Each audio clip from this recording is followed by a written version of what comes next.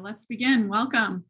Thank you for joining us today. It's actually our first RRP hosted research webinar of 2022. For those of you who I may not know, I'm Katrine Erickson. I'm the Executive Director of the RUNX1 Research Program. Most of you, I think, probably are familiar with RRP, but I always like to make sure, just in case some of you aren't familiar, that I share with you who we are. So we're a nonprofit organization dedicated to supporting patients with RUNX1 familial platelet disorder, which, as most of you know, has a very high predisposition for hematologic malignancies.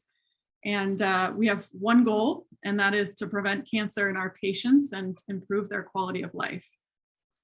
So most of our work is really focused on funding research and building and supporting the patient community and facilitating collaboration and data sharing across this complex healthcare ecosystem that we live in, with, again, that one goal, which is to discover treatment interventions to prevent blood cancer. I want to acknowledge some of our really key partners in the work that we do, and that is Alex's Lemonade Stand Foundation, the Leukemia and Lymphoma Society, the Mark Foundation for Cancer Research, and the Edward P. Evans Foundation. And without them, we would not have been able to commit over close to 10 million now, actually, in research dollars since conception. So I'm pretty proud of that, and certainly the research you're going to hear today has benefited from those research dollars. So we started these research webinars in 2020 during COVID, and they have been really beneficial, I think, in bringing us all together and helping us share the latest and greatest in RUNX1 research. And so I think we'll continue to do these for years to come. And so I want to make sure that if you are doing RUNX1 FPD relevant research and you're on this webinar, please do reach out if you're interested in presenting your data and your research findings. We'd love to host you and have you give you the platform to share that data. Before I introduce the speakers today, I just wanted to make a quick reminder that we'll have the presentation. It'll be about 40 minutes or so, and then we'll have time for Q&A at the end. It'll be about 15, 20 minutes, and I'll help run through that Q&A. So if you have a specific question for the presenter, then please do put that question in the Q&A icon. However, if there are comments and feedback and discussion that you all want to have, please go ahead and use the chat function. But it would help me if you put your specific questions in the Q&A icon. Okay, without further ado, I'd like to introduce Dr. Mortimer Poncz, who is a professor of pediatrics at the Perelman School of Medicine and at Children's Hospital of Philadelphia. He is a leader in the platelet disorder and platelet biology field, and as I mentioned earlier, has been funded by the Alex's Lemonade Stand Foundation / RUNX1 Research Program funding grant mechanism. And I'll let Dr. Poncz introduce our speaker. Thank you, Katrine. I do want to add a personal word, that the founder of the RRP was a patient of mine, and I used to have his medical record in the days of paper charts sitting on the floor of my office, because one day I hope to find a cure for his disease. And it turns out that he had the resources to pursue this. And when the RRP started, I had gone astray and was studying other transcription factors and megakaryopoiesis, and rejoined studies of RUNX1 based upon the support that I was getting from the RRP. So it's been helpful, but also initiated these studies that may not have otherwise have happened. So with that as a background, I wanted to introduce Kiwon Lee, who's a research associate now in my laboratory, who had previously been doing across the hallway a postdoctoral effort with Dr. Gerd Blobel on hematopoietic gene organization in hematopoiesis, and joined my group as Brian Estevez finished a postdoc and went off to become a consultant. In a matter of 10 months since Kiwon's joined my group, he's replicated a good deal of the work that Dr. Estevez had started, confirming many of the salient findings, but extended it in an interesting way. And I thought that that extension was worthy of presentation to this group. So with that as a background, I welcome you, Kiwon. All right. So hi, everyone. My name is Kiwon Lee. So from Poncz lab at the Children's Hospital of Philadelphia. So today I'm going to talk about RUNX1 deficiency in human megakaryopoiesis and talk about developing models for drug discovery. Okay, RUNX1 is an essential transcription factor that regulates hematopoiesis. So if there is a genetic mutation on the RUNX gene, it is oftentimes linked to cancer development. And it has been recognized that the RUNX1 deficiency causes an inherited platelet disorder, which may be associated with increased risk of leukemia. So there is a well-known disease model in the RUNX1 deficiency. It is called FPDMM, familial platelet disorder. In this patient, there is several symptoms like mild to moderate thrombocytopenia due to the functional disorder of megakaryopoiesis and platelet defects. On the other, and the other important phenomenon is that the RUNX1 deficiency is an increased risk of cancer development, such as AML. It is likely due to early onset clonal hematopoiesis with additional somatic mutation. However, it is unclear why and how to develop such cancer and what's the relationship between these two different phenotypes. So our hypothesis is that in this patient, there is still 50% of RUNX1 activity remained. And we think we can rescue the RUNX1 activity, where we can correct downstream pathway by drug treatment. Therefore, we expect to reduce risk of bleeding disorder and cancer development as well. So in this project, our goal is to understand why RUNX1 deficiency causes these defects. And eventually, we want to develop a novel therapy for both phenotypes. But one of the challenges is a lack of proper animal models. For example, a haploinsufficiency of RUNX1 mice did not recapitulate the key features of FPDMM patients. Alternatively, we can use human iPS cells or use primary stem cells. So in this study, we used in vitro differentiation system with mobilized CD34 hematopoietic stem cells that are from adult human bone marrow. Therefore, we can directly address the effect of RUNX1 deficiency in vitro megakaryopoiesis by using genetical manipulation or drug treatment. And it is also beneficial to potentially expand in vivo study by using immunocompromised mice model. So basically, we try to recapitulate FPDMM disease by using lentiviral knockdown technique during the in vitro megakaryopoiesis. Additionally, we can do also drug test upon the RUNX1 knockdown condition. So before jumping into my main story, let me briefly summarize our previous key observations.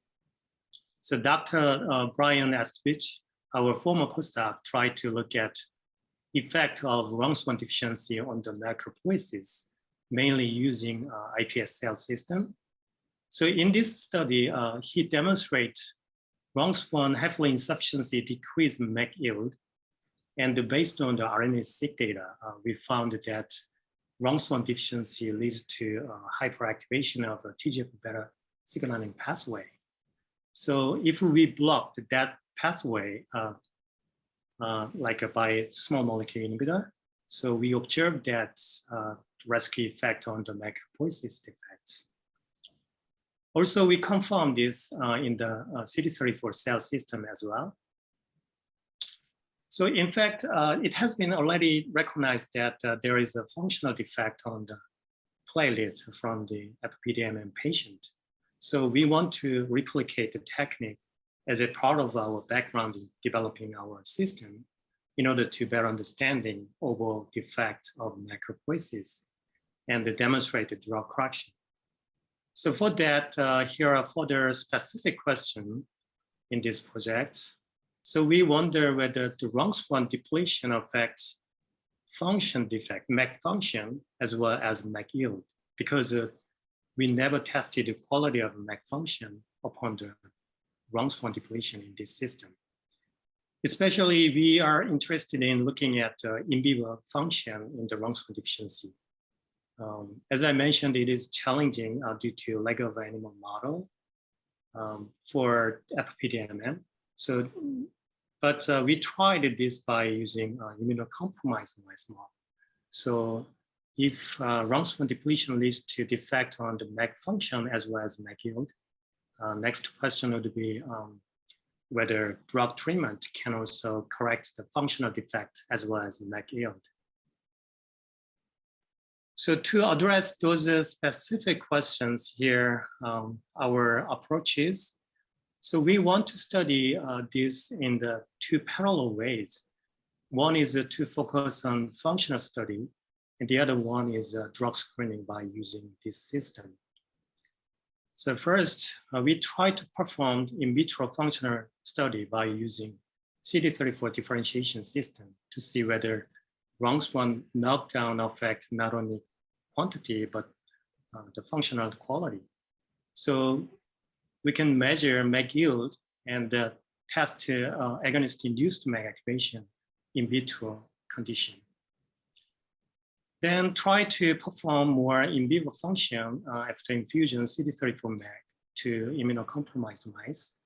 So we can monitor the platelet release and platelet activation and assess more direct functional aspect in hemostatic injury model. Therefore, we can get more pathophysiological insight in this in vivo demonstration. And in parallel study, we try to do in vitro drug screening with a handful candidates by measuring MEC yield as an outcome, then narrow down to in vivo function study to confirm the correction effect in vivo condition. So let's start with the in vitro study. So to deplete RUNX1 expression, we generated lentiviral particle that express either non-target shRNA or RUNX1 target shRNA, and then optimize the transduction condition in the CD34 cell system.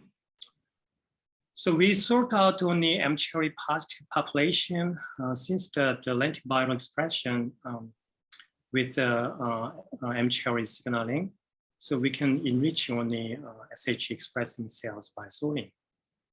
Then we confirmed the RNA, confirmed the RUNX1 knockdown by measuring RUNX1 mRNA level by RT-qPCR. So it looks like it reduced about 40% of RUNX1 expression compared to anti-control. So y-axis indicate normalized RUNX1 mRNA level compared to GAPTH, which is a housekeeping gene as an internal control.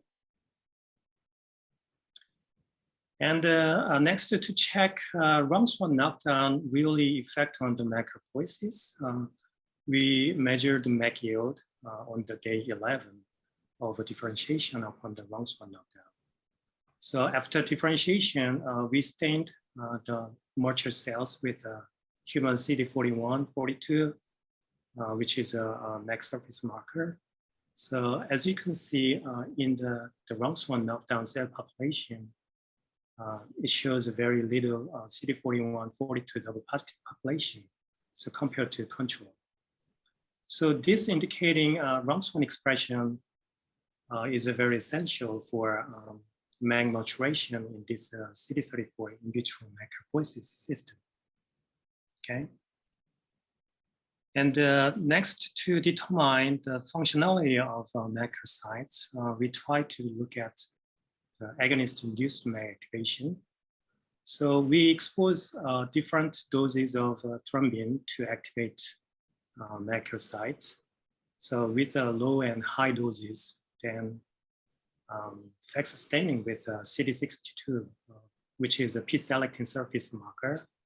So as an indicator of MEG activation, so y-axis indicates the p-selectin expression assessed by flow. So here is an undifferentiation condition, of course, no activation of megakaryocytes. And here is a differentiation control. And here is a M-cherry minus population, which are uninfected cells. And here is M-cherry positive population, which are expressing shRNA during the differentiation.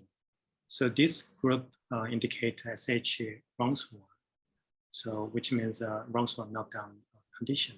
So you can see the RUNX1 knockdown MEGs are not properly activated in response to agonist, but other controls activate very nicely.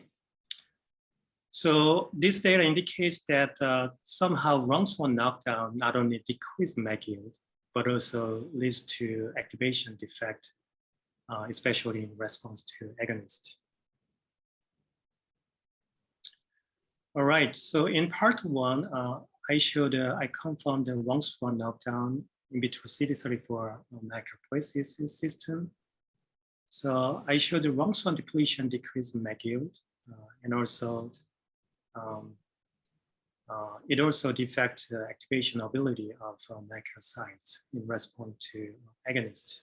So this data suggests that RUNX1 depletion leads to defects on not only quantity, but also quality of MEG in this in vitro megakaryopoiesis system.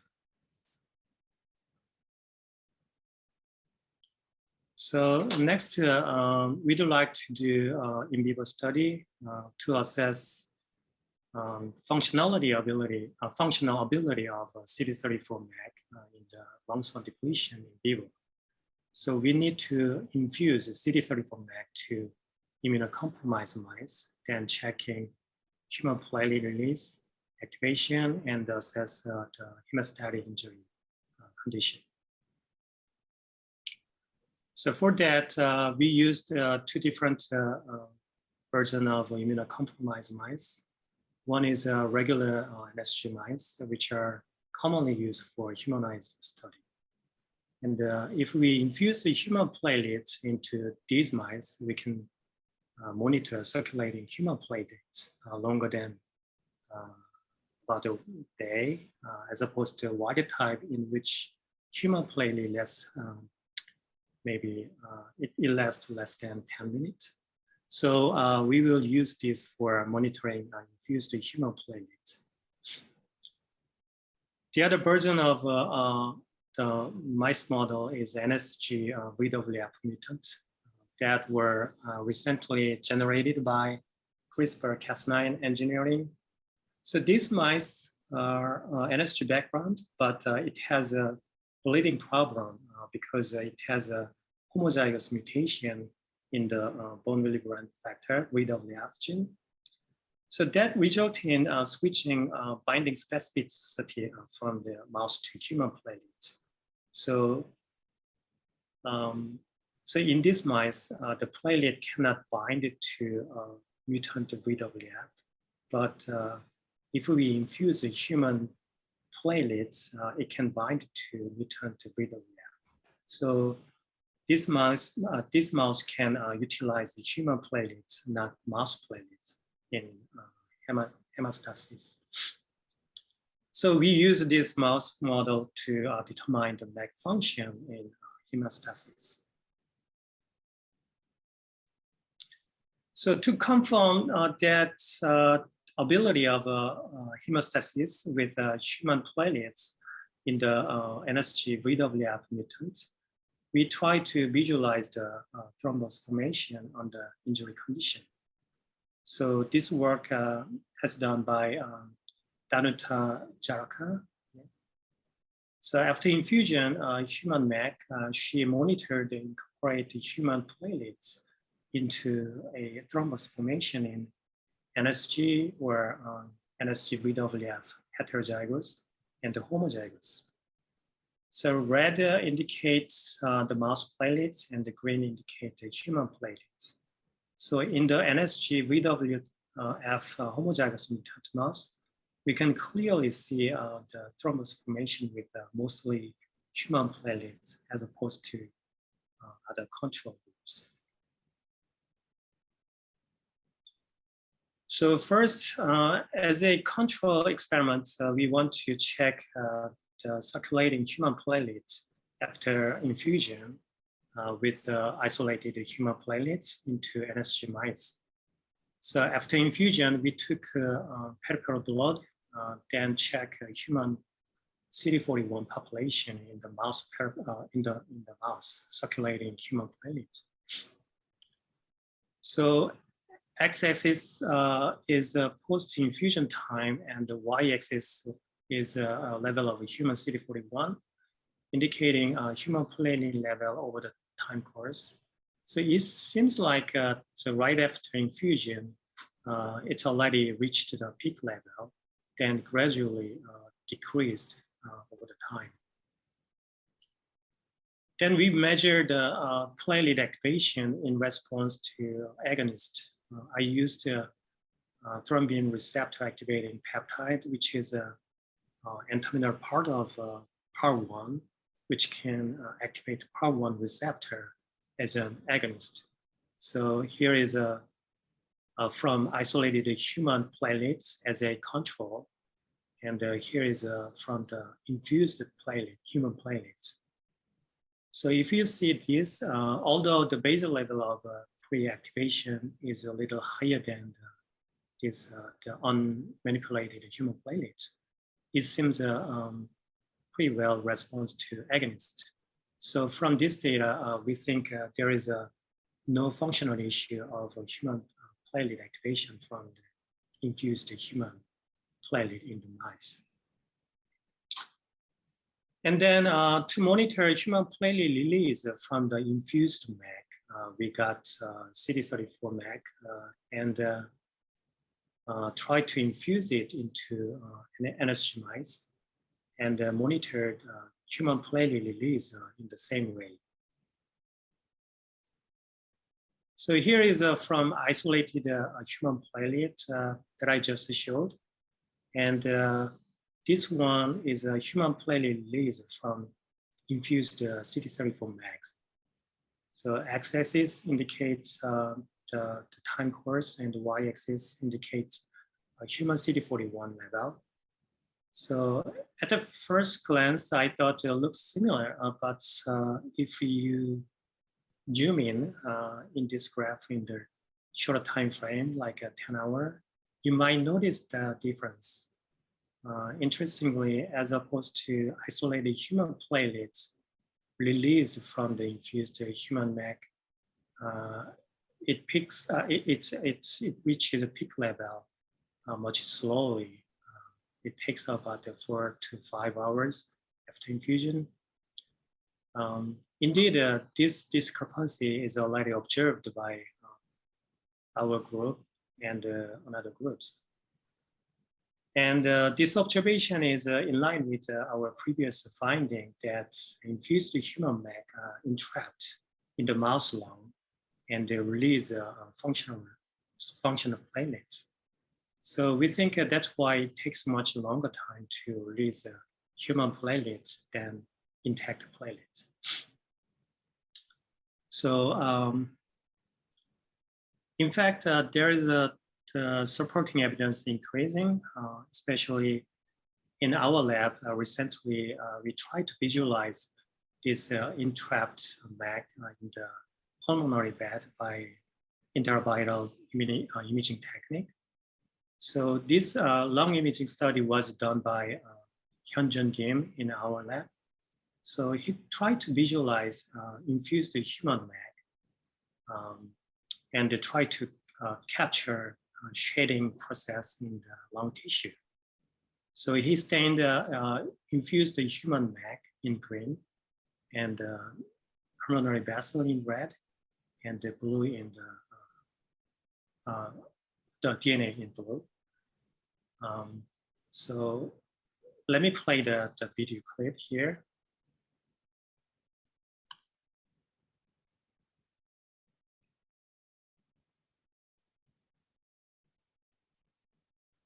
Can you see this?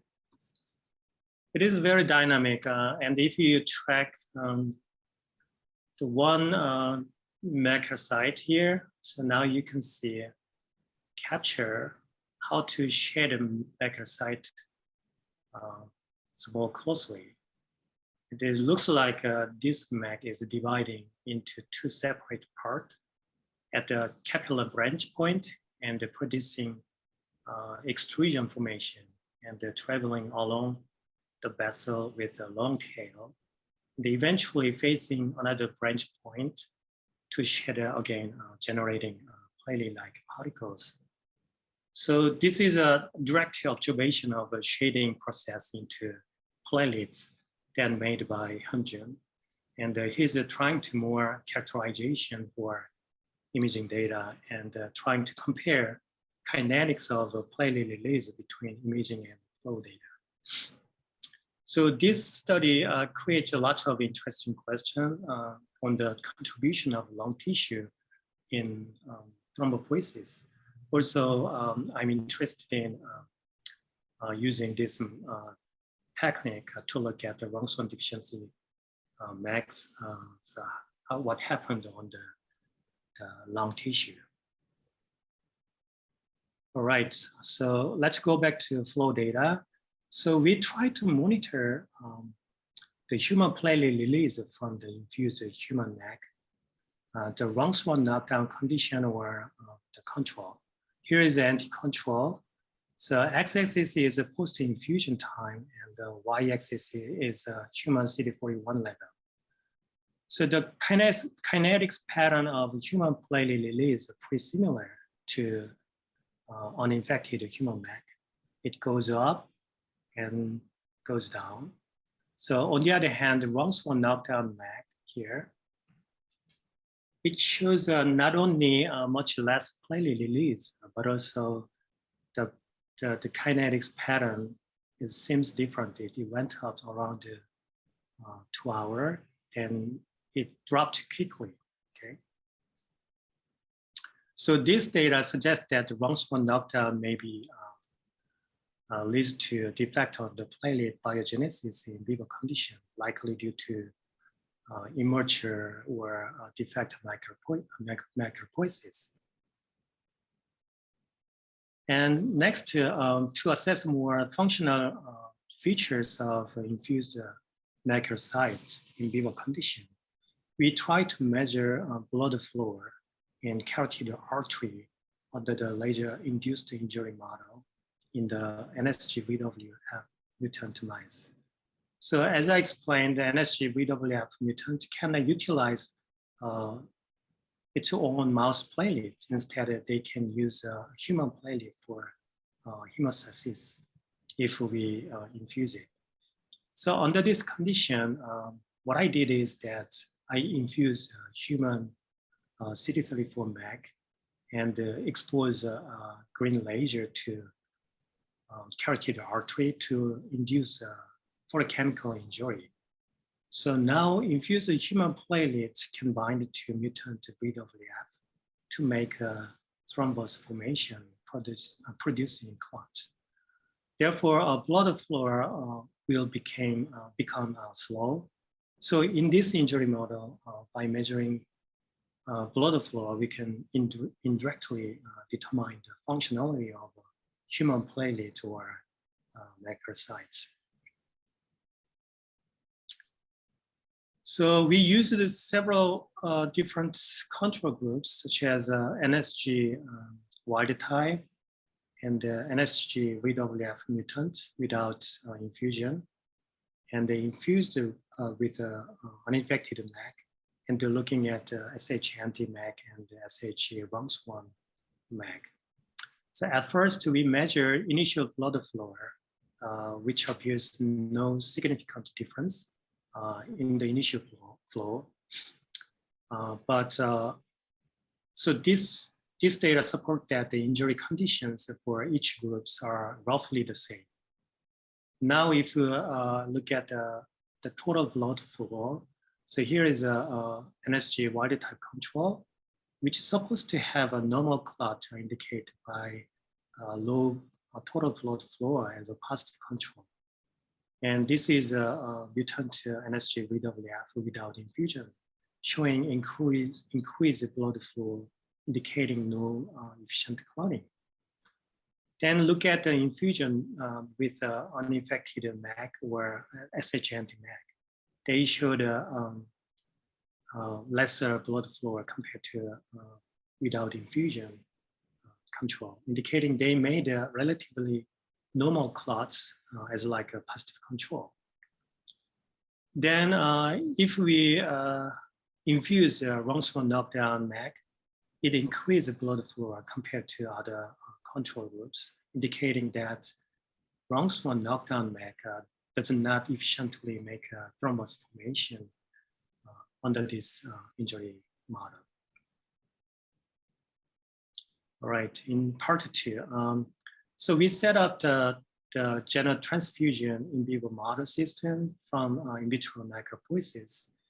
I showed infused RUNX1 knockdown released the less number of platelets, suggesting that the RUNX1 deficiency also decreased platelet yield. And we think further studies are needed to determine the half-life of RUNX1 deficiency platelets, because we couldn't measure it.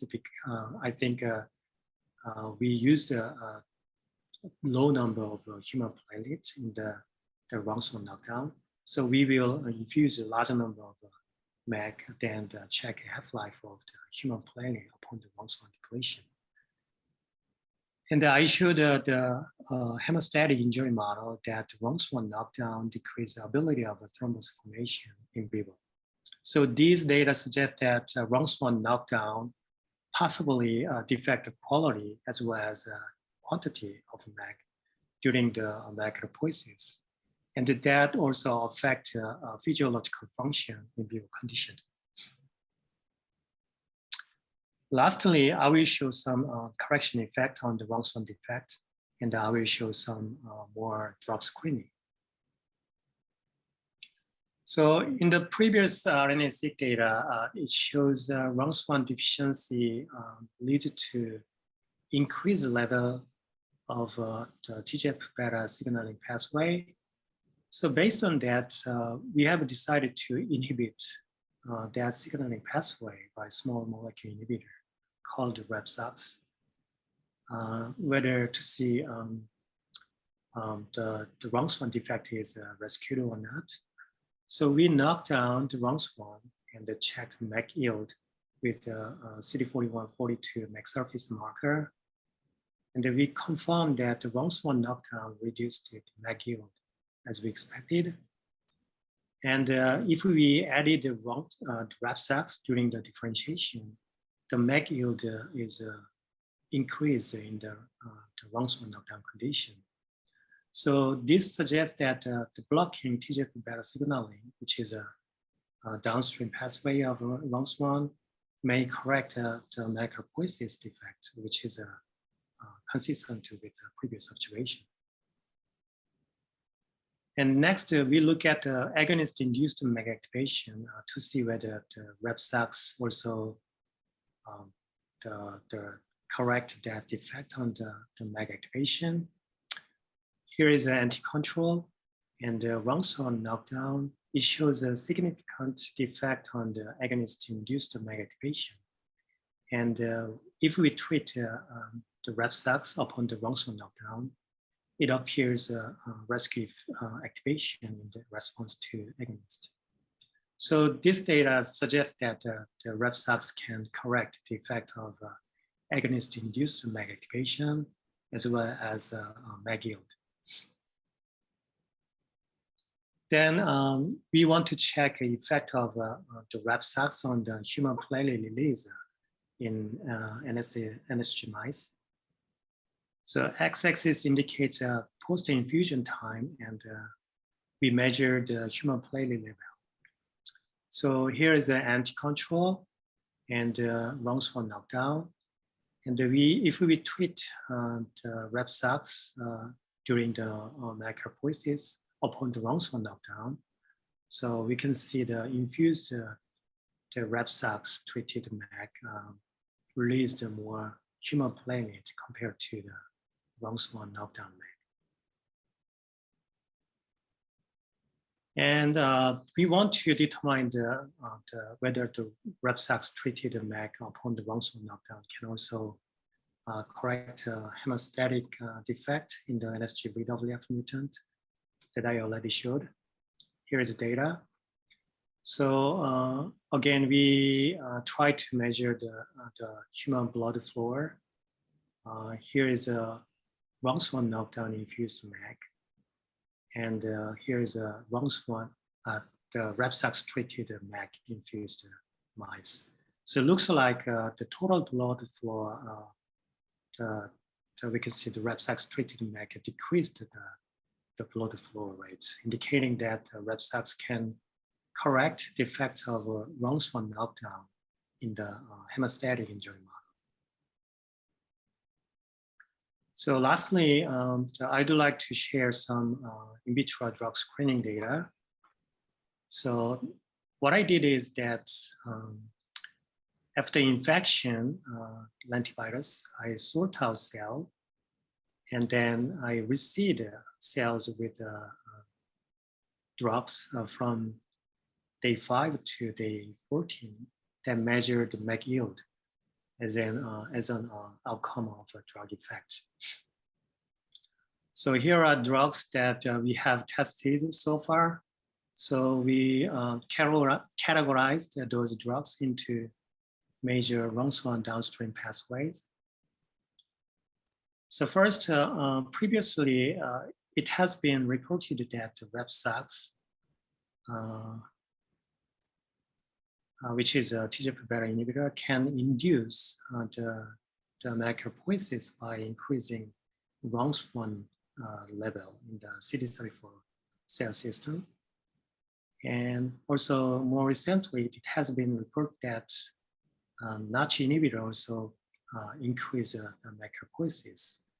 And also our previous study, we confirmed the correction effect with some of those drugs upon the RUNX1 knockdown condition. And on top of that, there are some evidence in literature that the drugs can potentially affect RUNX1 activity or regulate megakaryopoiesis. So based on that, we added more drugs for testing. So here is data in the megakaryopoiesis in the SH-anti control. So we measured MEG yield upon the drug treatment. So y-axis indicates relative level of MEG yield compared to SH-anti without drug treatment. So none of them significantly affected in the MEG yield by drug treatment in the SH-anti condition, except JAK2 inhibitor, which we expect to inhibit the megakaryopoiesis as a negative control. And if we knock down the RUNX1, as we expected, it shows a drastically decrease of MEG yield, and REP-SOX shows the strongest correction effect. And then some of the drugs shows a mild or maybe moderate effect. And some of them didn't show significant correction effects. Maybe Notch inhibitor shows a moderate effect, but SRC inhibitor group is not very effective, at least in my hand. So I think a next step would be to titrate drug doses to find the optimal effect, and also testing functional aspect of MEC in vitro or in vivo system. So in part 3, we confirmed that REPSAX treatment increased the MEC yield in the RUNX1 knockdown condition. And also REPSAX increased agonist-induced MEC activation upon the RUNX1 knockdown. And REPSAX also increased level of platelet release and maybe increase the half-life of platelets. Also, REPSAX treated can correct defect on the hemostasis in the injury model. But at this point, we are not sure whether that correction effect is from the functional improvement of human platelets or increase the human platelets. So based on the in vitro data, the functional improvement of MEC could contribute that correction effect. But we need to confirm that by maybe in vivo agonist-induced platelet activation assay. And lastly, we performed some drug testing in this system, discovering some drugs with moderate effects. And yeah, definitely we need to repeat this in the optimal condition. So in summary, we set up in vitro CD34 megakaryopoiesis system, and we confirmed the RUNX1 knockdown defect on the MEC yield, and also agonist-induced MEC activation in this system. And the in vivo study, we showed that the RUNX1 deficiency decreased MEC release and decreased ability of hemostasis injury the model as well. Then we showed some correction effect with REPSAX treated MECs in vitro and in vivo. So it overall improved ability of hemostasis in vivo condition. So by using this in vitro CD34 megakaryopoiesis, we did the drug screening, and there is some moderate effect drugs. And I think these data suggesting that drug treatment for RUNX1 deficiency can correct not only MEC yield, but also improve functional ability in the hemostasis. So we believe that this in vitro and in vivo hybrid model system will be useful to study further mechanism study of RUNX1, and even more useful as a new platform for preclinical drug screening.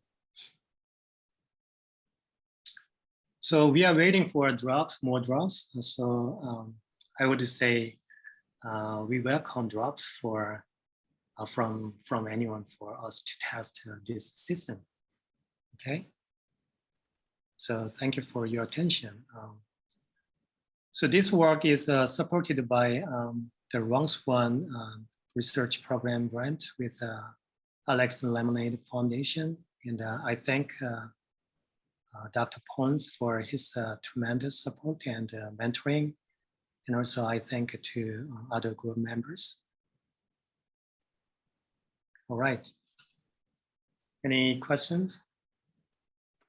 Thank you so much, Dr. Lee. That was really a beautiful presentation. Not only, and we just got something in the chat actually, and I fully wholeheartedly agree. You are so eloquent and so you just did such a good job of explaining every single system that you've created. And wow, I mean, just all the work that you've done in such a short period of time. Congratulations. It's really, really impressive.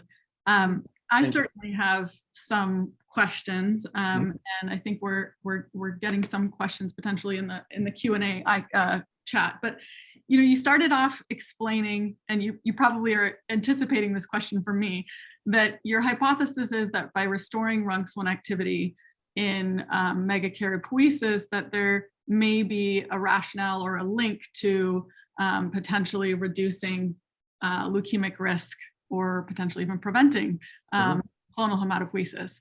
What steps do you plan to take now to really get at that question? You know, could raising RUNX1 activity and some of the signals you've seen through your platelet and megakaryopoiesis models actually then translate into an impact on clonal hematopoiesis?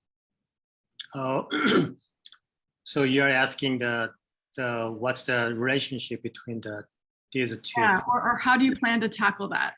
Yeah, actually we are working on that because it's a really challenging project to looking at the clonal evolution, especially upon the RUNX1 knockdown condition, because RUNX1 also affected proliferation. It's really difficult to make a xenotransplantation mouse, but we are working on. So in order to do that, we are preparing another line of mouse model, which called MBSGW. So this mice has an additional mutant on the kit. So hopefully that's help to create the xenotransplantation mouse. And also we are considering to do inducible RUNX1 SHA expression system. So, and we just started that to transplantation with the CD34 the stem cell to MBSGW mice, and then try to follow the engraftment of that human stem cells. Yeah. Wow, you really did anticipate the question. Yeah, we are. Yeah, almost always thinking about that. That's great. That's great. So I guess then the thinking is that you would engraft CD34 positive HSPCs that are RUNX1, that you have knocked down RUNX1, and then you would start to add in other somatic mutations to sort of drive clonal hematopoiesis. Yeah. Got it. That's great. All right. So I have oh, did you have more that you wanted to share? No. Yeah. Yeah. I would skip that. Okay. Okay. For next time. Sounds good. Sounds good. So we have a question from someone on the call who asked, well, first says, thank you for the wonderful talk. Congratulations. And did you check the RUNX1 protein or mRNA level in the induced CD34 positive megakaryocytes after Repsox treatment? Oh, yeah, I think that's a good question. Yeah. Whether the Repsox affected the RUNX1 expression level. Yeah. I think we have checked, right, Morty? At least, yeah, I haven't checked that. I'm embarrassed. I think we haven't checked that. We'll get on it. Yeah. Yeah, that's a very good question. Yeah. All right. I mean, I certainly have some other questions myself, and the other question I had for you is whether or not you've tested any different RUNX1 dosages with your knockdown. In other words, you showed us that you're knocking down to 40% RUNX1 protein levels.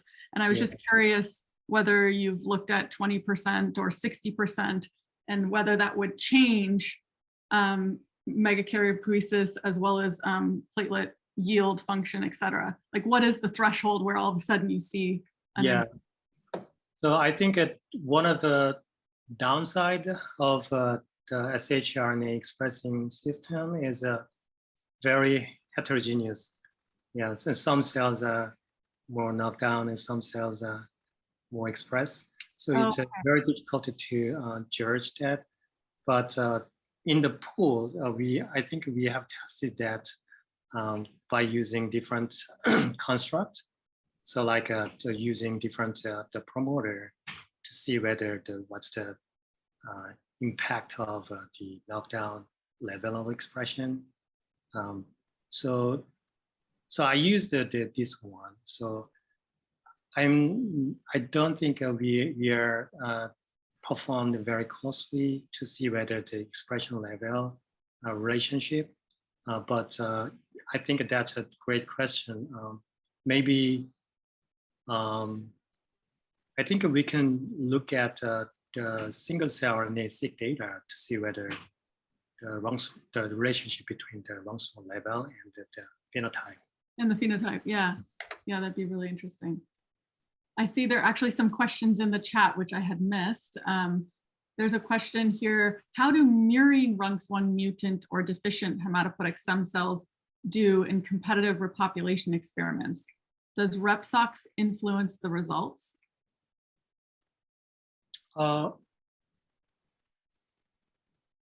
Yeah, I think so, right? So that's not our bailiwick. I think that's a question for Nancy Speck. I think she's studied that. Yeah. So I'm going to leave that alone. And so we focused on human hematopoiesis only. But Yeah, in a mouse. Not in, yeah, inside the mouse. Then there's another question here. Have you tested other TGF-beta1 antagonists in the system to reproduce the findings of REPSOX? I think that's, yeah, a great question. You mean other kind of inhibitor? Yeah, I saw you had galunasirtib on your list, or were there any other drugs that you tested within the TGF-beta pathway? Yeah. Yeah, I think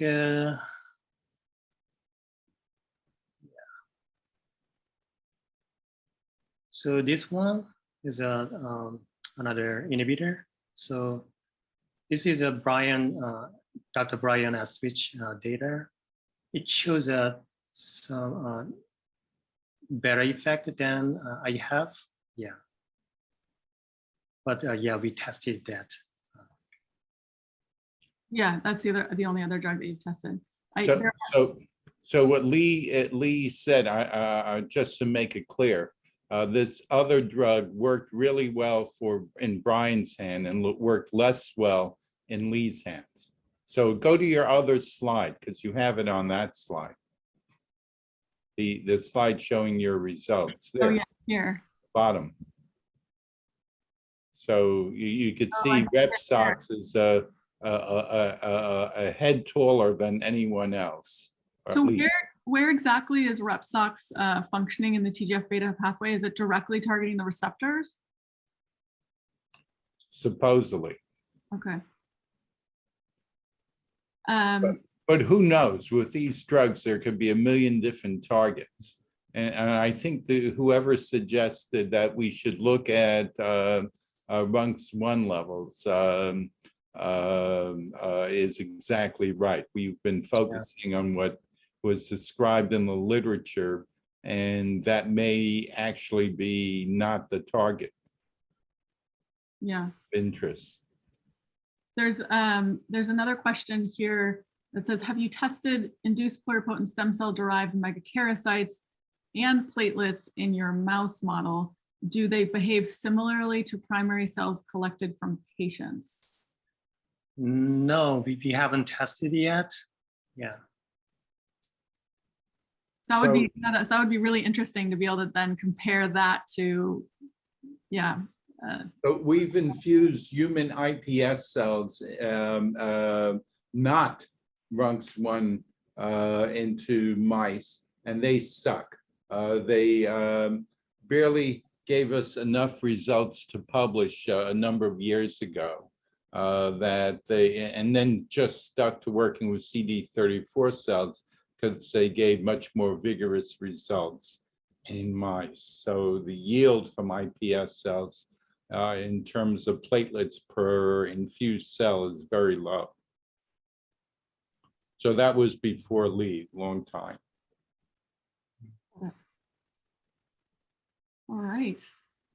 Well, I don't have any other questions from the poll here, but I'll pause and just see if anyone else has any burning questions. There is, while we wait, there is another drug that I think could be of value, which would be luspatercept, which is approved for MDS, low risk MDS, and targets the TGF-beta pathway. That might be of interest to test as well. Kiwon and I have talked about it. Okay, great. I thought you were going to bring up imatinib. I saw the, oh, yes, thank you. Yes, the imatinib data.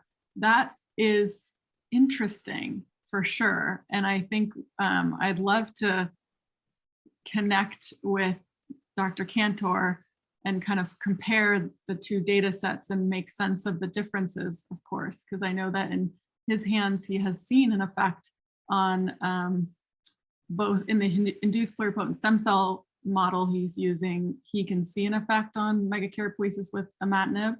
And certainly he's able to show through a reporter assay that he can increase RUNX1 activity with imatinib. So I have to convince Dr. Lee to go ahead and try imatinib and do some of the studies he did with Repsox for luspatercept and for imatinib. You know, it's a major time commitment.